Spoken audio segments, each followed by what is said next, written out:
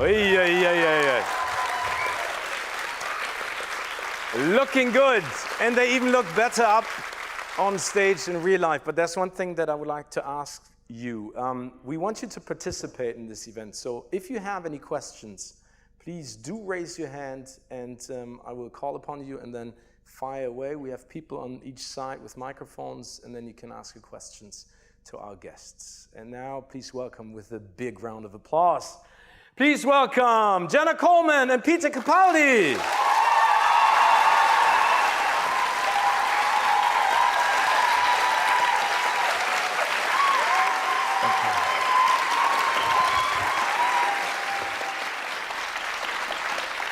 First of all, welcome Jenna and Peter to Berlin. It's very nice to have you here. I mean, look at all of them. They've basically been waiting outside for hours to be able to come inside and see the two of you.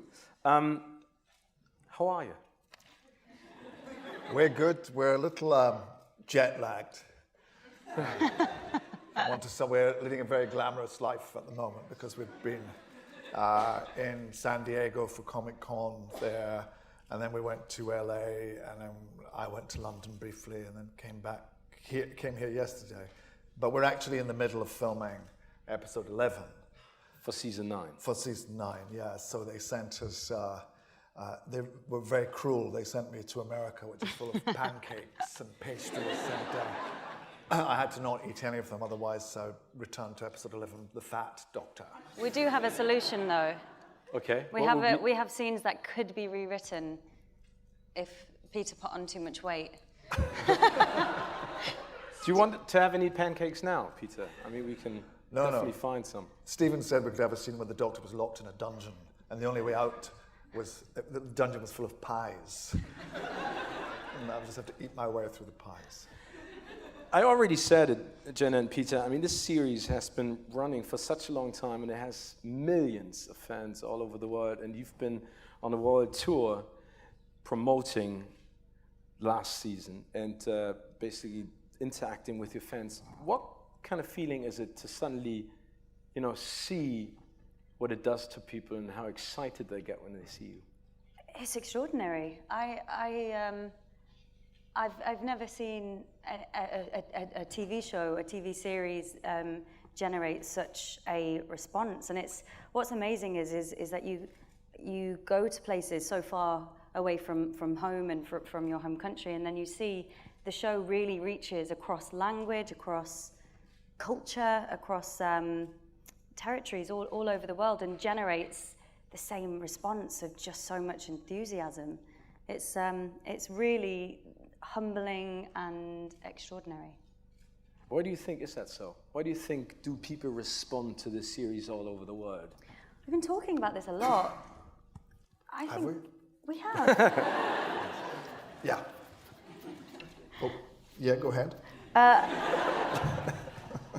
See, he does this and then he gets angry because I steal his lines. I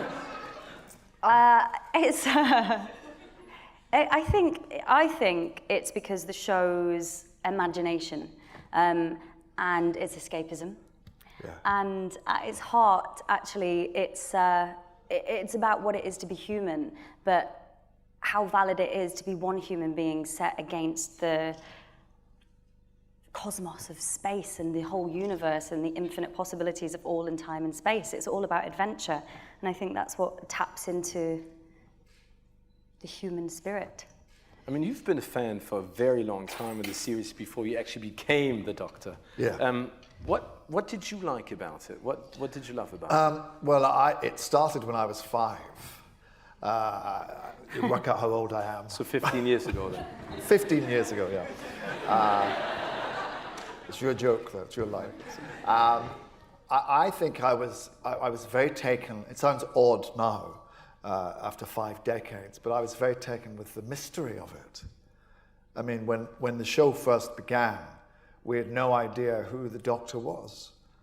He was this mysterious, cranky, old man who had this magnificent yet malfunctioning spaceship, a time and space machine that could go anywhere.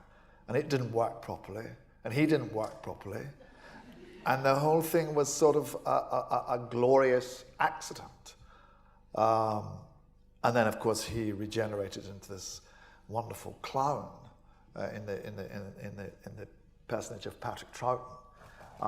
And I think the idea just that you could have this mysterious creature who could be grumpy and a clown, and then later a hero, and then elegant, and then quirky, I think that was just very compelling. And it was scary. I always felt there was a sort of element of, I mean, people called it sci-fi, but to me there was almost a kind of fairy tale element about it. There was a magical kind of Grimm's fairy tale sort of element to it that I enjoyed. Do you remember the first time, Jenna, when you basically came in touch with Doctor Who, and what did you think? Was it for the casting, or had you heard about it beforehand? Yeah, it's so embedded in our culture, but it was never on when I was a child. We call ourselves the denied children. So I was 18 when it came back. So I was always aware of it. I was aware of the doctors, the companions, who was coming in and out. But it wasn't until I got the audition that I went and watched the 11th Hour with Matt Smith and Karen Gillan. So that was my first episode that I watched.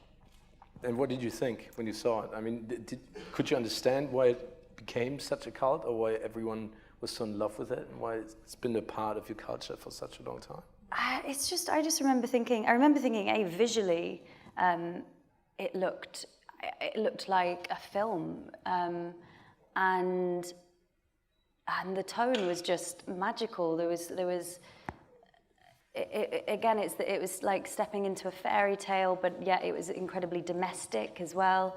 And I remember just looking at Matt's performance and just being incredibly charmed, I think, by it. Stepping from the fanboy perspective onto the set for the first time. I mean, when they called you and said, Peter, we want you to be the next Doctor Who, what did you think? Did you think it was a prank call, or did you think it was meant to be? I did laugh. I laughed for about 20 minutes before I could say anything, because it seemed such a beautifully absurd idea. And I had a strange kind of... I just sort of felt that it was all going to happen. And they don't phone you and say, you're Doctor Who now. Would be nice. They phone you and say, how would you feel about being the new Doctor Who? Which is almost as good. And after I stopped laughing, I had to say, because it was my agent called, I said, well, what does that mean? How would you feel about being the new Doctor Who? I said, well, I'd like to talk to you about it. Okay, so I've got to jump through all these hoops now. But I didn't care. I'd so enjoyed getting that phone call, and I'd so enjoyed entertaining the idea that somebody might think I could be Doctor Who, that I thought, even if I don't get this part, I will have enjoyed that phone call. I mean, you were in one of the episodes in 2008, prior to that phone call. Yeah, I had been in an episode with David Tennant called The Fires of Pompeii, which I remember the script came by email, and they offered me it. And my wife was with me at the time, and I said, they've just offered me a part in Doctor Who, I'm going to accept it. And she said, but you're a professional actor of some standing, you've got to read it, first of all, and see that as a part that you should play. And I better read it, I thought. And I did, and I went, and David was wonderful and lovely, and Karen was in that episode also. But I sort of thought that was the only contact I would have with the show, and I was very thrilled with that. I was delighted. I would have done any part they asked me to do. I would have. I almost wish I hadn't done that. I wish I'd hung out, because I wanted to be a monster or an evil person or something, but they cast me as a nice person. So that was a wonderful experience to go and do it, and to see the TARDIS. And I was like I said to David, because we were on the set, and my character had bought the TARDIS in the market, but I couldn't see it on the set. I said, where's the TARDIS? Where's the TARDIS? And he said, come here, I'll show you it. And he pulled this curtain back, and there was the police box, and I got quite teary. Oh, there it is, I touched it. TARDIS. So you got all excited about it. Really excited, yeah. What I love about the series is the humor, the energy, and the creativity of the storyline, especially all the creatures and monsters and villains, and how it's all done. Especially for the fans, I think it would be quite interesting, Jenna, if you could tell us, what is it like on set? I mean, what's the vibe like? What happens once you sort of get the script? Do you guys get the chance to improvise, add storylines? I mean, how does it work? Generally, we come to read through. We have a read through for every episode that we do, and then all the writers can listen and make changes before we start filming. But generally, we don't really need to make any changes, or we'll just play amongst ourselves and try. If something's not quite working, then we'll find a way through working with each other to try different things, or to make something, once it's up on its feet, work better. But we don't really make the changes as such. No, we don't. The scripts are really good, so it isn't necessary to alter them. And also, I think sometimes it's a little bit of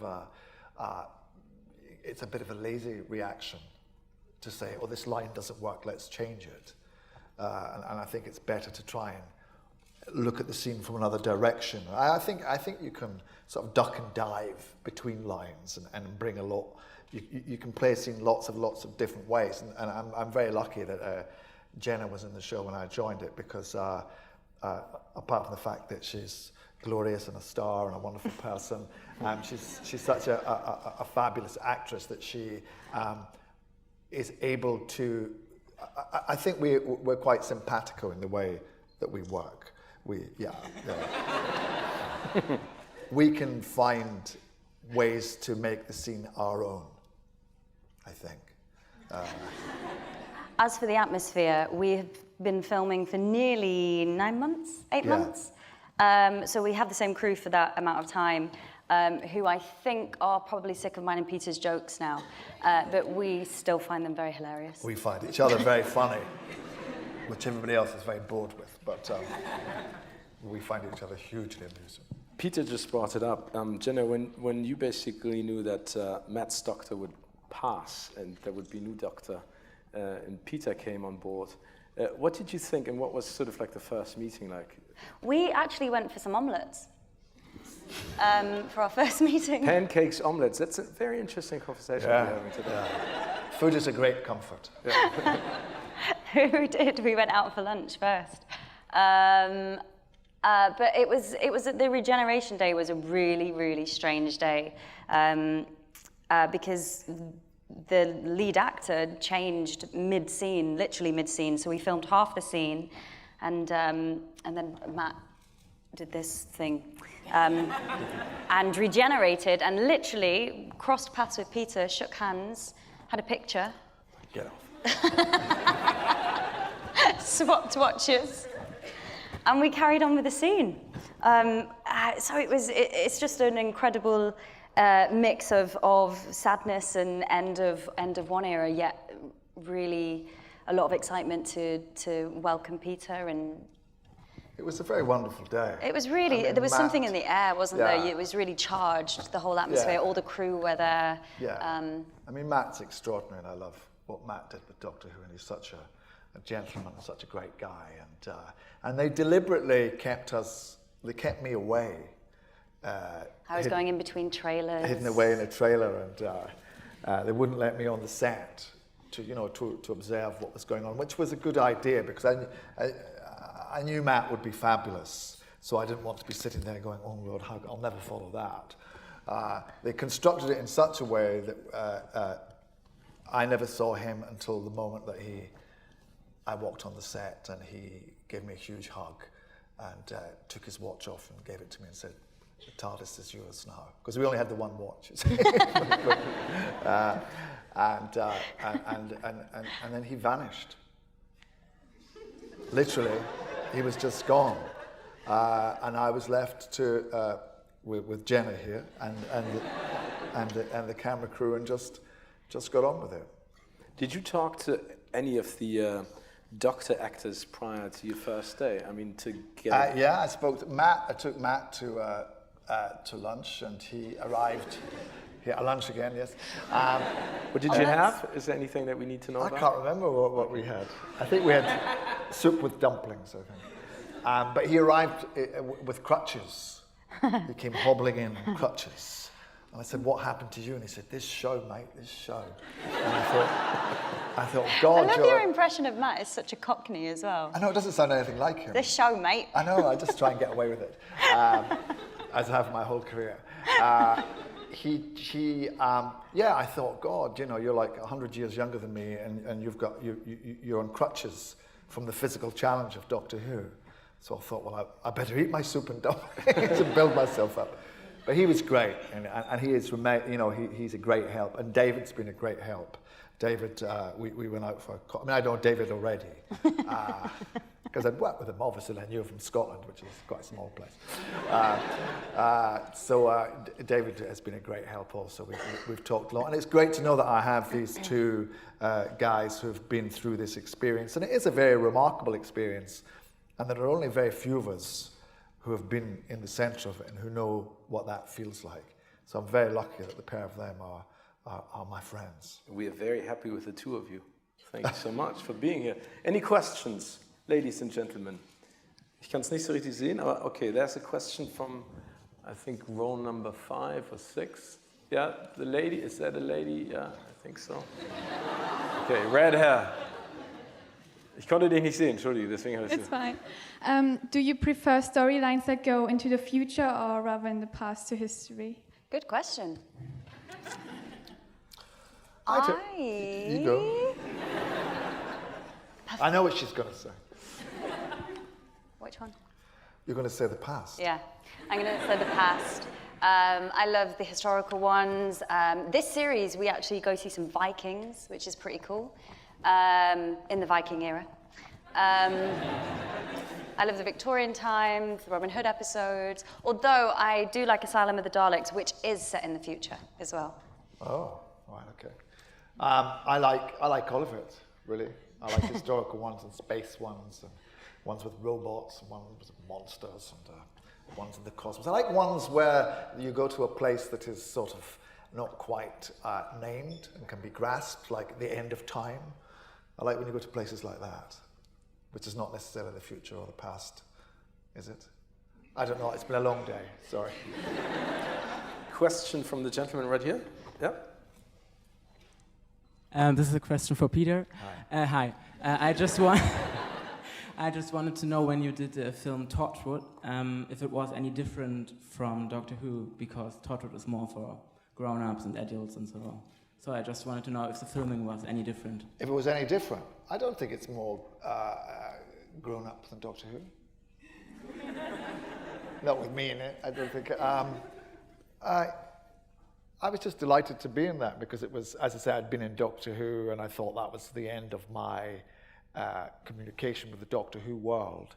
So to then be asked to be in Torchwood, which Russell wrote, and I love Russell, was just a delight. It was just a great part and great fun to work on. It was quite serious, I suppose, but I don't take Doctor Who any less seriously.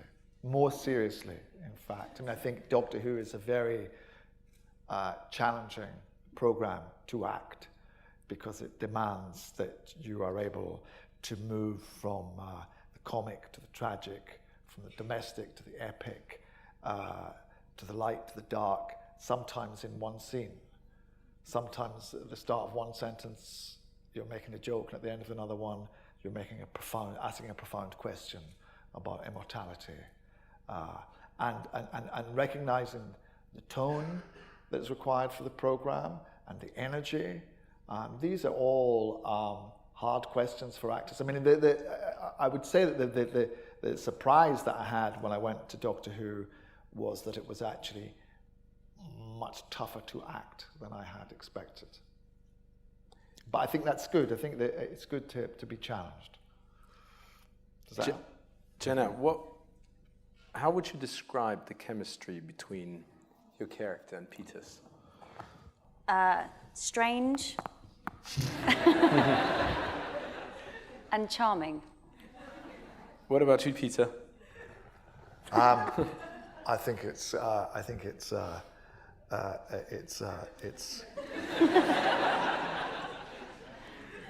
it's compelling. I think it's strange.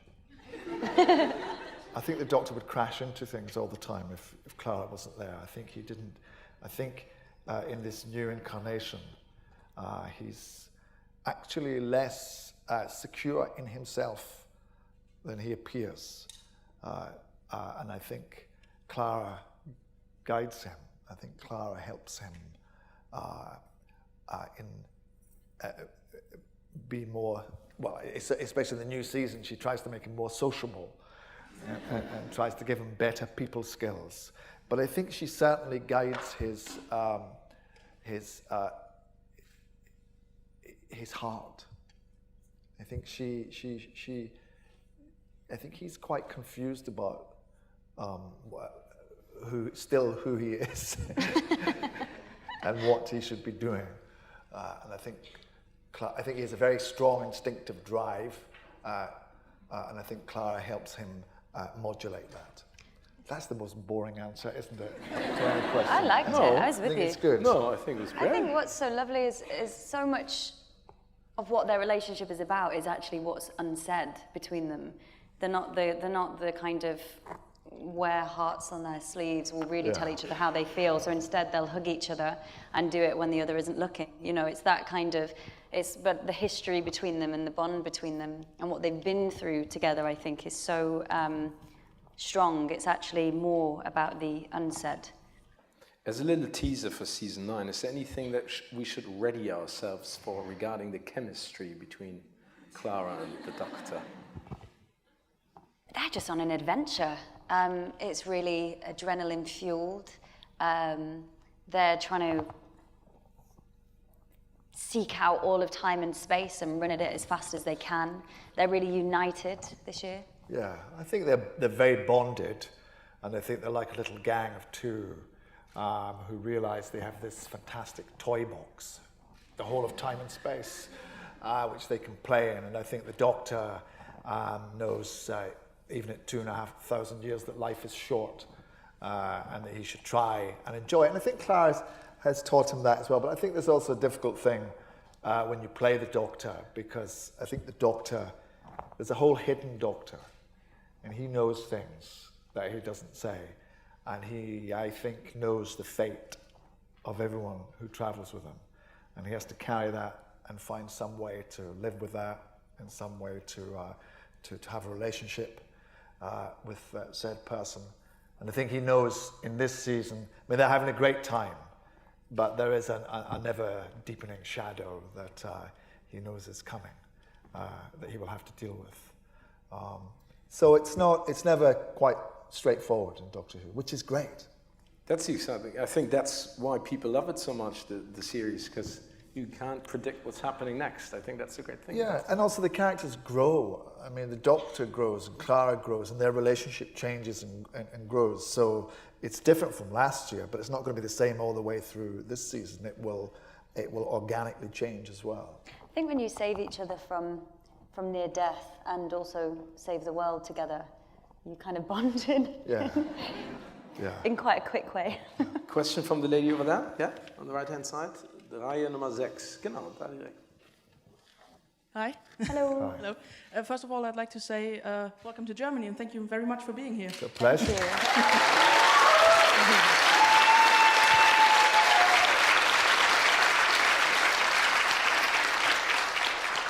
And I'd be really interested to know, except from the TARDIS set and the studio, you're doing location filming, and what was the most exciting location or the most interesting that you've been to, both of you?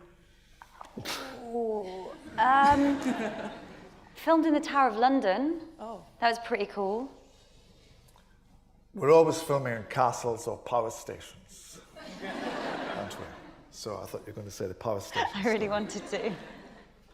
Jenna amuses herself greatly at the fact that we were in a power station, which had, you know, you go to these power stations and it's in the middle of the night. We were doing a night shoot. Yeah, because that's the only time you can get into them. And, you know, they've got like uranium and dangerous things in them and pieces of coal blowing up and gigantic furnaces and stuff. And we were there in the middle of the night doing all this, and I wanted some food. At this point, we had 10 minutes to get some shots in. We like wrapped in 10 minutes, and we had like 2 more shots to get in. We couldn't find Peter. Peter had gone missing. Turns out he'd gone for a little walk. In search of cakes and pastries. And he came back soaking wet, like literally dripping. His entire costume and hair was absolutely soaking wet. So he turned around and everybody's got hair dryers on him and trying to dry him off. And it turns out he found a button. Well, where the cakes were located, I found, was next to a door, and I could hear the walkie-talkies going, so I knew that if they called me, I'd be able to hear, and I'd be able to dash through that door. So I was busying myself with the cakes, and then I hear, we need Peter, we need Peter. So I saw this door, and I saw it had one of those bars, you know, like they have on, you know, this door is alarmed kind of thing, although it didn't say this door, it didn't say anything. So, but I quickly pushed the door like this, and suddenly discovered it was an emergency shower. And I was drenched, because it was in case you got uranium or something, you know, some harmful thing on you in the power station. You had to do that. So now you can't leave Peter on his own. He gets He's on a leash the whole He gets time, lost, and it gets doubly worse if Stephen Moffat is with him. You know, the great thing about Germany is we have showers, we have power plants, and we have castles. Yeah. Do you think there's a chance that you will ever film an episode? Oh, we'd love to. There's so, yeah, I think that would be great. I mean, the thing is with Doctor Who, we should be going all over the world, but really we're largely in Cardiff, and it is to tribute to Michael Pickwood, the designer, who actually builds. I mean, that's the great thing about Doctor Who is every 2.5 weeks you go into this huge studio and you see a brand new set for a brand new alien planet or a. You know, they built a Viking village, they built a Viking barn, and then you go to the next set and there's a gigantic alien space city. It's really like Hollywood, I would imagine. You know, you wander from set to set, and there are these dazzling constructions. But yes, it would be great to come here.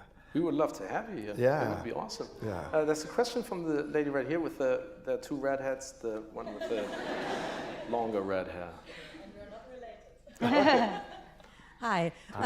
My question actually is a 2-parted question. So the first thing is, would you like to meet your Roman alter ego from the former episodes? And who of the former companions would you like to meet? Like Sarah Jane appeared in older episodes.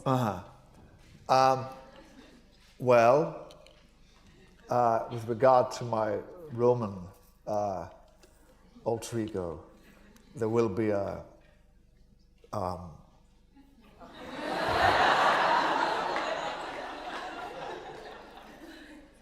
he may appear again. He may not. He may not. But certainly he will be Johnson. I'm sorry, give me a fright, you know how it is. He will certainly be invoked. And companions. The former companions all seem to come and visit us. So usually every week somebody shows up. But they're all lovely. Louise Jameson I've met, who's absolutely lovely. Janet Fielding. Fraser Hines was there just a couple of weeks ago, which was great to meet him, because I remember as a child Jamie was Scottish, so that was one of the few. I was a little Scottish boy, so he was one of the few kind of Scottish things in Doctor Who. Yeah, I've met. You mean which one would I like to? In the series. Oh, in the series. I like Sarah Jane. Sarah Jane, unfortunately, Elizabeth Sladen is no longer with us. So, but she was great. I always think that it would be nice for him to meet his granddaughter again, because William Hartnell did that wonderful speech about her.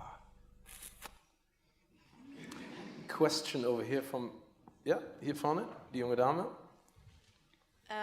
I was just wondering if there's going to be any more horror elements in the new season, and if you enjoy filming those. Yeah, There yes, is. there is. Yes. It's very, yeah. In fact, we're doing a... Creepy. Yes. Very creepy. Yeah. Do you know what I always find? Horror is hard to really scare, effectively, to scare with a tactic, you know, that you don't expect or you haven't seen before. Yeah. But as well, I think music, Murray Gold's music is so good at, we've got an episode coming up where creates quite a creepy atmosphere. Yeah. I mean, the one where... it's terrible. I just don't want to give stuff away. I know, it's so hard. And it's not... It's really hard to talk about it. They're not trade secrets or national security secrets. It just spoils the fun, you know. But we do have one which is a very... which is built... which uses a lot of the tropes of traditional horror movies. And it's being directed in a very beautiful way, in a very precise way. And we're building up sequences and shocks and horror, and I enjoy that very much because it's sort of a very pure kind of filmmaking form. You know, making horror movies is in a way quite mechanical, but you have to be a master of those mechanics and that craft to really pull it off. It's not easy. And we're sort of doing, we've done one like that, which has been great. I hope it turns out great. Unfortunately, we're running out of time, so this is going to be the last question from the gentleman right there. Thank you. So at first I wanted to thank you both for a wonderful season of Doctor Who, very funny and very serious. Thank you. And then I wanted to ask you, who's your all-time favorite enemy in the complete Doctor Who series? Ooh. I have to say, I think Michelle Gomez has done a brilliant job.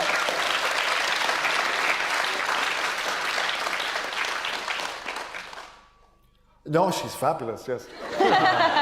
She's my arch enemy. But I have to say that I love the Daleks.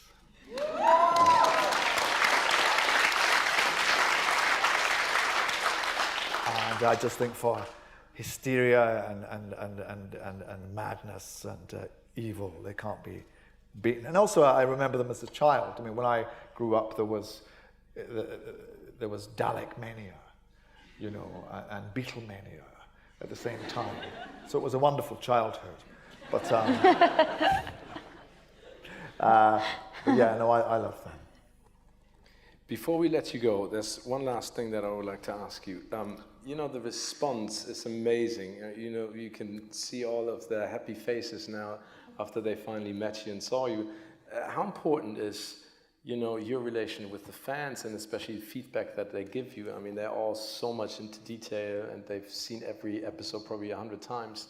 What does it give you as an actor and as someone who's basically part of something like this, Jenna? It's very humbling. It's a wonderful thing to do things like this and get to meet fans and people who love the show so much, and then turn up and go to work on Monday morning and remember how far-reaching the show is and how many people get joy from it. I think it's a really pure thing and a lovely thing.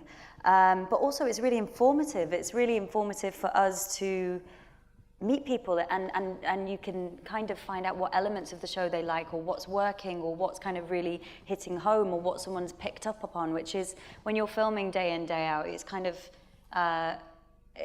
it can be hard to gauge what's kind of really sticking in a way. So it's a really informative thing to have that relationship as well.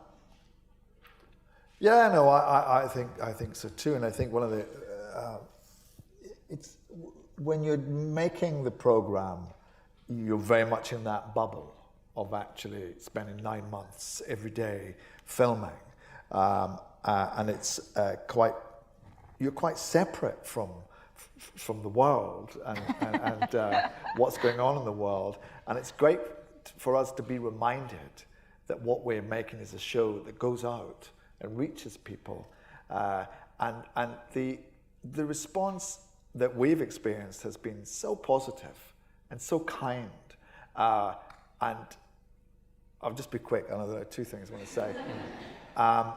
One is that the creativity that we see, that the show seems to trigger, is wonderful. The drawings, the music, the films, everything, the writing, the stuff that people do is absolutely inspiring. And it helps us understand more about what we should be doing with the show and what works and what doesn't work and what people like. And secondly and finally, it's a good thing in the world. And the fans are the face of that, really. And it's great to be at the center of a good thing in the world. And thank you for that. Thank you, Jenna, and thank you, Peter, for coming out. Thank you so much for all your questions, and we're very much looking forward to season 9 to 250. Hopefully there'll be lots more adventures of Doctor Who and Clara. Thank you so much for coming to Berlin. Please do come back for filming or for fun, whatever you want to do. Thank you very much.